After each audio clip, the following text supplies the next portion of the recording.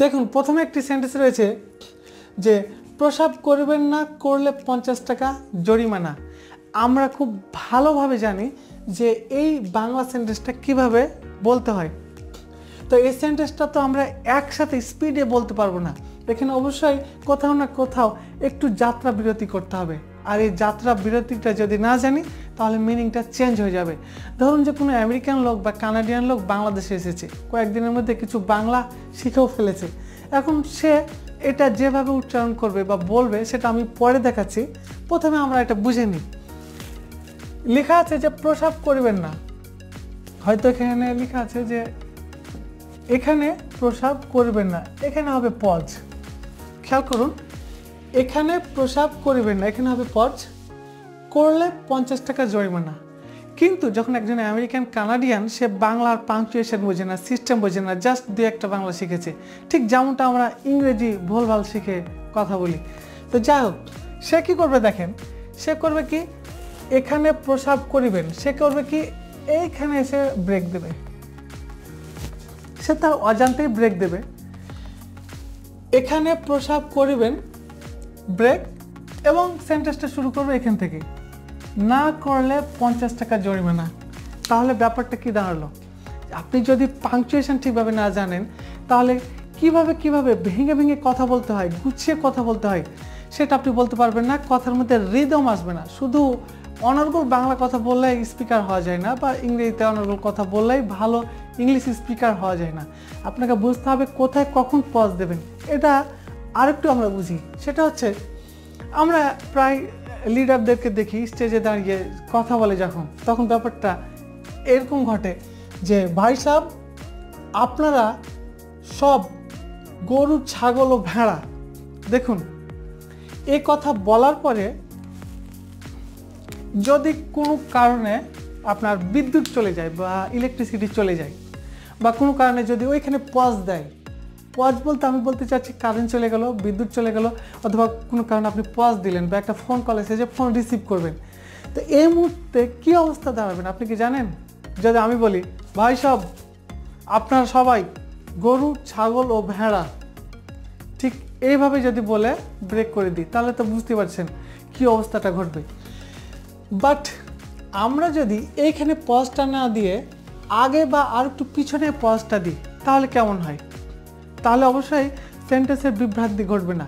কিন্তু মূল মেসেজটা সে দিতে চাচ্ছে যে ভাই সব আপনারা সব গরু, ছাগল ও ভেড়া দিয়ে কুরবানি দেবেন। তো দেখুন এখানে হচ্ছে যে আপনারা সব গরু, ছাগল ও ভেড়া দিয়ে এ পর্যন্ত আসার পরে যদি পজটা দেয়, তারপরে যদি তার ইলেকট্রিসিটি চলে যায় সমস্যা নেই। তার মানে যারা লিসেনার তারা বুঝবে যে এখানে আরও কিছু বলতে চাচ্ছে এখানে। তো ভাই সাহেব আপনারা সবাই গরু, ছাগল ও ভেড়া দিয়ে এরপরে ব্রেক দিলে কোনো সমস্যা নাই। তার মানে হচ্ছে যে এটা দিয়ের পরে আরও কিছু জানার ইচ্ছা জাগছে, তাহলে এখানে যদি পজ দেয় নো প্রবলেম, তারপরে কিছুক্ষণ পরে যদি বলে কুরবানি দেবেন কোনো সমস্যা নাই। এখানে এই পজের বিষয়টা আমি আলোচনা করলাম এই কারণে যে আপনারা যদি পজ সঠিক জায়গাতে না দিতে জানেন, অর্থাৎ পাংচুয়েশনের ব্যাপার যদি ভালো না জানেন, তাহলে কথার মধ্যে স্পিকিংয়ের মধ্যে রিদম থাকবে না, ছন্দ থাকবে না, এবং সেটা শুনতেও ভালো লাগবে না। তখন তারা হয়তো স্টেজে বুঝতেই পারছেন মানে অডিয়েন্স থেকে অনেকগুলো শুজ, স্যান্ডেল আপনার দিকে চলে আসবে। যাই হোক, আমরা পাংচুয়েশন কেন শিখবো সেটা এখানে প্রমাণ করলাম। আমরা আরেকভাবেও আমরা পজ দিতে পারি, সেটা হচ্ছে আমরা যদি বলি ভাই সব আপনারা বলার পরেও কিন্তু আমরা পজ দিতে পারি, তাহলে সেন্টেন্সের মধ্যে বিভ্রান্তি ঘটবে না। দেখুন ভাই সব আপনারা গরু, ছাগল ও ভেড়া, এখানে যদি আবার পজ দিই সেক্ষেত্রে কিন্তু ঠিক আছে যে ভাই সাহেব আপনারা পজ গরু, ছাগল ও ভেড়া, আপনারা গরু, ছাগল ও ভেড়া বলতে এখানে কিন্তু ব্যাপারটা এরকম না যে আপনারাই গরু, ছাগল ও ভেড়া, এরকম বোঝাচ্ছে না। তাই পজটা খুবই ইম্পর্টেন্ট একটা ফ্যাক্টর। তাহলে দেখি ভাই সব আপনারা গরু, ছাগল ও ভেড়া যদি ব্রেক দিই সমস্যা নেই, দিয়ে কুরবানি দেবেন। তারপরেও যদি আমরা এটা আরও ক্লিয়ার করতে চাই সেক্ষেত্রে আমরা এভাবে বলতে পারি ভাই সব আপনারা গরু, ছাগল ও ভেড়া দিয়ে, এখানে আমরা পজ দেব, গরু, ছাগল ও ভেড়া দিয়ে কুরবানি দেবেন। তো এই যে টুকরো টুকরো করে আমরা কথা বলছি, এটাকে বলা হয় চাঙ্কিং। এটাকে বলা হয় চাঙ্কিং, মানে আমরা গুচ্ছ গুচ্ছ করে যার সাথে যেটা যাই সেভাবে কথা বলবো, তাহলে কথার মধ্যে সেন্টেন্সের মধ্যে রিদম থাকবে, মিনিংফুল সেন্টেন্স হবে।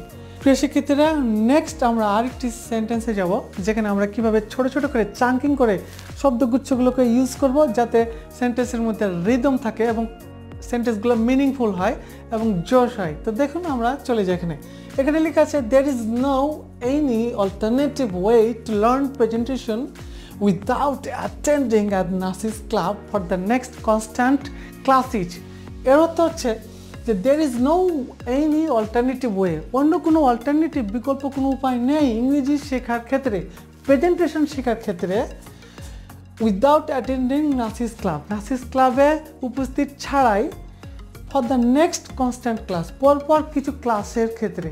তাহলে পরপর কিছু ক্লাসের ক্ষেত্রে নাসিস ক্লাবে উপস্থিত ছাড়াই আমরা কি ইংরেজি শিখতে পারি না, অর্থাৎ উইদাউট, মানে অর্থাৎ হচ্ছে অল্টারনেটিভ কোনো বিকল্প কোনো ওয়ে নেই আমাদের কাছে। তো এই পুরো সেন্টেন্সটা আমাদেরকে বলার সিস্টেমটা হচ্ছে যে there is no, আপনাকে এখানে কথা বলার পর এখানে পজ দিতে হবে। যদিও বা এখানে আমি কমা দিচ্ছি, বাট এটা আসলে চোখে দেখতে পাবেন না, ইউজও করতে পারবেন না, বাট আপনাকে চাঙ্কিং করতে হবে। there is no, তাহলে এটা এনে ব্রেক করলাম আমি, এনি অল্টারনেটিভ ওয়ে, এটা আরেকটি গ্রুপে আমরা ফেলে দেবো। তারপর হচ্ছে যে টু লার্ন প্রেজেন্টেশন, প্রেজেন্টেশন শেখার ক্ষেত্রে উইদাউট অ্যাটেন্ডিং, অ্যাটেন্ড ছাড়াই, অ্যাট নাসিস ক্লাব, নাসিস ক্লাবে for the next constant classes, পরের বেশ কিছু ক্লাসের ক্ষেত্রে। দেখুন, এখানে একটা জিনিস মনে রাখবেন যে কীভাবে আপনারা বুঝবেন যে কার সাথে কার গ্রুপিং হবে। এটা বোঝার জন্য খুব ইজি একটা ওয়ে আছে, সেটা হচ্ছে there is no any alternative way. এটার মধ্যে হচ্ছে যে দেয়ার ইজ নো, আপনি এ পর্যন্ত চাঙ্কিং করবেন। যদি এখানে অল্টারনেটিভ ওয়ে না অল্টারনেটিভ শব্দটি না থাকতো, তাহলে আপনি ইচ্ছে করলে there is no any way, আপনি ইচ্ছে করলে দেয়ার ইজ নো এনি ওয়েকে একটা গ্রুপে নিতে পারেন।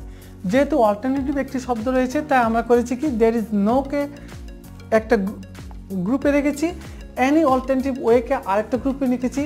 আর আরেকটি বিষয় হচ্ছে যে যখন গ্রুপ করবেন, মানে এক প্রিপোজিশন থেকে আরেক প্রিপোজিশনের পূর্ব মুহূর্ত পর্যন্ত পড়বেন। তো শিক্ষার্থীরা, এখানে যে ইনফিনিটিভ টু রয়েছে, অবশ্যই টু এর সাথে একটা ভার্ব নিতে হবে। আমি ভার্ব এখানে নিয়েছি।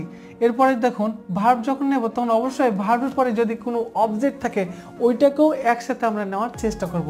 তাহলে কি টু লার্ন প্রেজেন্টেশন, এখন প্রেজেন্টেশন লার্নের সাথে থাকবে কি প্রেজেন্টেশন উইদাউটের সাথে থাকবে, এটার জন্য আপনাকে ভাবতে হবে যে নেক্সট প্রিপোজিশনের পূর্ব মুহূর্ত পর্যন্ত আপনাকে একটা গ্রুপে রাখতে হবে। তাহলে অবশ্যই এটা একটা গ্রুপ, টু লার্ন প্রেজেন্টেশন। এরপরে যেহেতু আমরা একটি প্রিপোজিশন পেলাম, তাহলে এই প্রিপোজিশন থেকে নেক্সট প্রিপোজিশনের পূর্ব মুহূর্ত পর্যন্ত আপনাকে একটা গ্রুপ নিতে হবে। তাহলে কি উইদাউট অ্যাটেন্ডিং, এটা আপনি একবারে বলবেন। এরপরে দেখুন, এখানে অ্যাট নাসিস ক্লাবের পরের নেক্সট আরেকটি প্রিপোজিশন হচ্ছে ফর, তাহলে আপনাকে অ্যাট নাসিস ক্লাব এটা একটা গ্রুপে রাখতে হবে, এটা একবারে বলতে হবে। এরপরে দেখুন, ফর দিয়ে পরপর অনেকটি শব্দ রয়েছে, তারপরে নেক্সট কোনো প্রিপোজিশন অ্যাট হোক, টু অ্যাট হোক, ইন হোক অথবা ওয়ান হোক, যে কোনো একটা প্রিপোজিশন আসুক না কেন, তার পূর্ব মুহূর্ত পর্যন্ত আপনাকে এটা একসাথে বলা লাগবে। তার মানে for the next constant classes. তাহলে প্রিয় শিক্ষার্থীরা, আপনারা বুঝলেন যে নেক্সট প্রিপোজিশন আসার পূর্ব মুহূর্ত পর্যন্ত ওইটাকে একটা গ্রুপে ধরতে হবে, আবার সেই নেক্সট প্রিপোজিশন থেকে পরবর্তী প্রিপোজিশন আসা পূর্ব মুহূর্ত পর্যন্ত আরেকটি গ্রুপ ধরতে হবে। এখানে দেখুন, আমি আরেকটু বাড়িয়েছি। দেখুন, উইদাউট বেস্ট স্পিকার, আমরা যদি আরেকটু সেন্টেন্সকে বাড়াই তাহলে কি উইদাউট বেস্ট স্পিকার, মানে বেস্ট স্পিকার ছাড়াই, অলওয়েজ স্পিকিং, যে সর্বদা কথা বলে। এখানে আমি কিছু জিনিস হাইড করেছি, এই জায়গাতে কিছু জিনিস হাইড করেছি, কানেক্টরস হাইড করেছি, যে উইদাউট বেস্ট স্পিকার মানে এই লোকটা যে সর্বদা কথা বলে, তাহলে অবশ্যই আপনাকে এটা একটা গ্রুপের মধ্যে নিয়ে আসতে হবে, যেহেতু প্রিপোজিশনের পরে এটা রয়েছে। এবং তারপরে মনে হচ্ছে যে অলওয়েজ কথা বলে, তাহলে সবসময় যে প্রিপোজিশন পাবেন সেটা নয়, আপনাকে বুঝতে হবে যে এটা আলাদা একটা ক্লজ।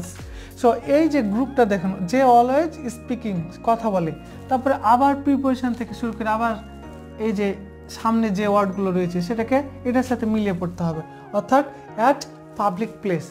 তাহলে আমরা দেখি আবার সেন্টেন্সটা করে, there is no any alternative way to learn presentation। এবার নিচে চলে আসি, উইদাউট দ্য বেস্ট স্পিকার। তার মানে প্রেজেন্টেশন শেখার বিকল্প কোনো পদ্ধতি নেই উইদাউট বেস্ট স্পিকার ছাড়া, যে সর্বদা স্পিক করে কথা বলে অ্যাট দ্য পাবলিক প্লেসে। প্রিয় শিক্ষার্থীরা নিশ্চয়ই বুঝতে পেরেছেন যে চাঙ্কিংটা কত গুরুত্বপূর্ণ একটি মেসেজ। আপনি ইচ্ছে করলেই এই নাসিস ক্লাবের সাথে ফরকে দিতে পারবেন না, আবার ওয়ের সাথে টুকে দিতে পারবেন না, মাথায় রাখতে হবে। আবার এদিকে প্রেজেন্টেশন আছে, প্রেজেন্টেশনের সাথে উইদাউটকে মিলিয়ে পড়তে পারবেন না, আবার এখানে অ্যাটেন্ডিংয়ের সাথে অ্যাটকে মিলিয়ে পড়তে পারবেন না। এটাই হচ্ছে এই চাঙ্কিংয়ের বিষয়। আমি আশা করি আপনাদেরকে বুঝাতে সক্ষম হয়েছি। এবার আমরা ফনেটিক্সের কিছু জিনিস নিচে দেখব। দেখুন, কোনো আমেরিকান আমাদের বাংলাদেশে যখন আসে তখন তারা কিভাবে কথা বলে দেখুন। তুমি কি টাইম করে খালুকে ট্রেনের টিকিট কেটে দিয়েছিলে? আসলে এই কথাগুলো তারা বলে কেন, কেন তাদের মুখে এইসব কথা আসে? মাথায় রাখতে হবে যে তারা যে শুদ্ধভাবে ইংরেজি উচ্চারণ করে সেটা হচ্ছে যে টাইমকে টাইম হচ্ছে শুদ্ধ উচ্চারণ, অর্থাৎ টি এর উচ্চারণ হবে ঠ। আমরা বলি ক্যান, সেটা হবে খ্যান। সি এর উচ্চারণ আমরা ক বলি, সেটা হবে খ।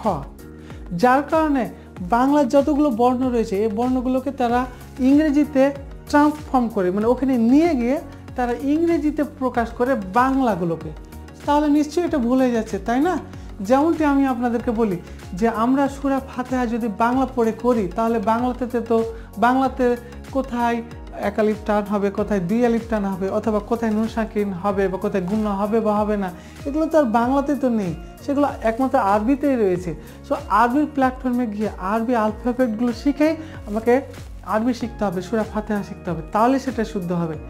ঠিক তেমনই আরবির আলফাবেটগুলো কোথায় কয় আলিফ টানা হয় এগুলোকে নিয়ে যদি আমি বাংলা উচ্চারণ করি আমি বা এভাবে যদি বলি তাহলে তো সেটা হচ্ছে না। ঠিক তেমনই এখানে এটা হচ্ছে যে তুমি কি টাইম করে কালু বলতে কোনো একটা লোককে ট্রেনের টিকিট কেটে দিয়েছিলে, এটা হচ্ছে বাংলায় শুদ্ধ বাংলা। কিন্তু তারা ইংলিশ প্ল্যাটফর্মে নিয়ে যাওয়ার কারণে তুমিকে ঠুমি হয়ে যাচ্ছে কি, আমরা সেটাকে কি বলছি, টাইমকে টাইম বলছি, তারপরে কোরেকে খোরে বলছি, এখানে কালুকে খালু বলছি। দেখুন কিভাবে চেঞ্জ হয়ে যাচ্ছে।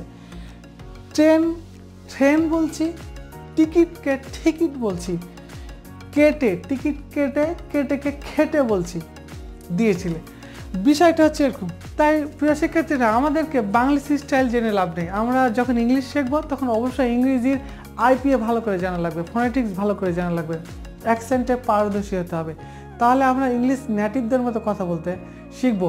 আর যেহেতু আমরা ইংলিশ ইন্টারন্যাশনাল ল্যাঙ্গুয়েজ, এটাকে ইন্টারন্যাশনালি যে সিস্টেম রয়েছে, শুদ্ধ যে প্রোনাউন্সিয়েশন রয়েছে, আমাদেরকে অবশ্যই সেটা শুদ্ধভাবে শিখতে হবে।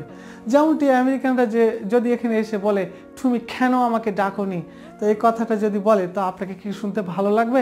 নিশ্চয়ই আপনাকে শুনতে ভালো লাগবে না, এবং সে ভুল বলছে এটাই প্রমাণিত হবে। ঠিক তেমনই ইংরেজি শিখতে হবে ইংরেজি প্ল্যাটফর্মে গিয়ে। প্রিয় শিক্ষার্থীরা আজকের এই ভিডিওটি এখানে শেষ করবো। ভালো থাকবেন, সুস্থ থাকবেন। আর যদি কোনো কোশ্চেন থেকে থাকে অবশ্যই কমেন্টে গিয়ে সেখানে লিখবেন আপনাদের বিভিন্ন মতামত। আর অবশ্যই ভিডিওটি ভালো লাগলে শেয়ার করবেন আর সাবস্ক্রাইব টু মাই চ্যানেল। ভালো থাকবেন। আসসালামু আলাইকুম।